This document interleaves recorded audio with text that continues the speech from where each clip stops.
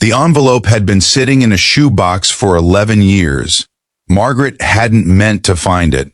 She'd been looking for her mother's old recipe cards, the ones written in looping cursive that smelled faintly of vanilla, when her fingers touched something stiff and sealed at the bottom of the box.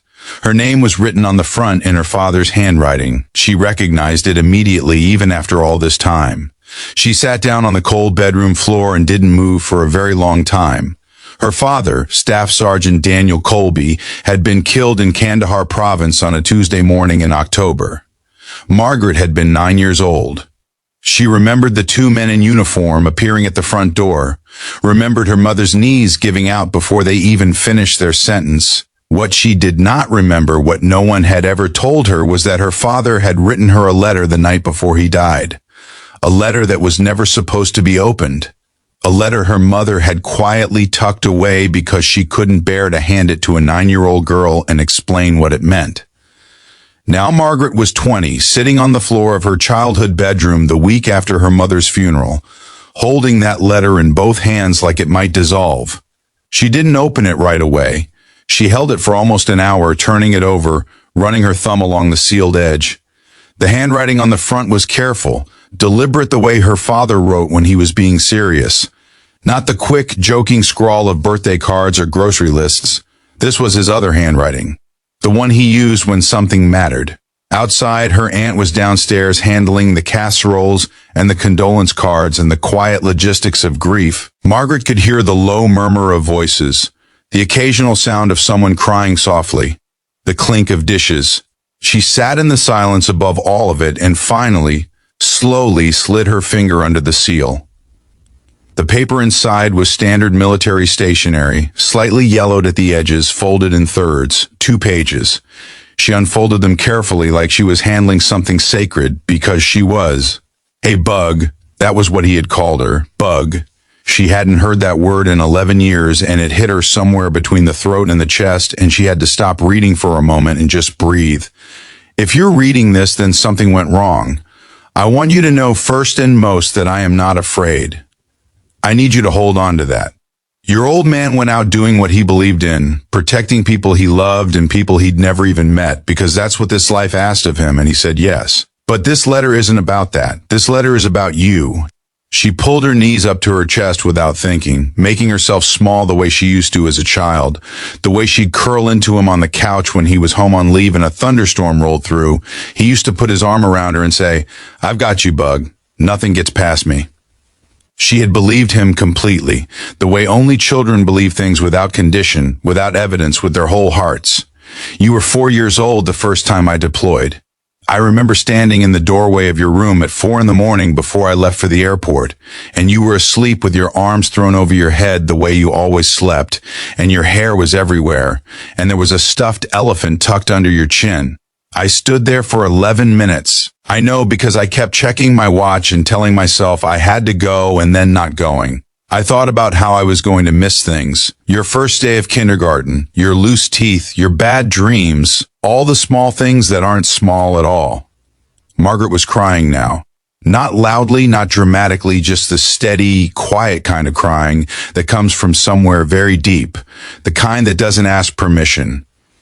Here is what I want you to know. Every hard thing you face, and there will be hard things, because that is the deal with being alive, and I won't lie to you about it, every hard thing is something you can survive. Not because you're tough, though you are. Not because you're smart, though you are that too. But because you were built with something in you that I recognized the moment I held you for the first time. A kind of stubborn, gentle, absolute refusal to stay broken. I saw it when you were 3 and you fell off your bike and sat on the pavement and cried for about 45 seconds and then got back up and tried again without anyone telling you to. I saw it when you were 7 and that girl at school said something cruel to you and you came home and told your mom, and then the next day you went back and sat next to her anyway because you decided she must be hurting about something. That's who you are. That's who you've always been.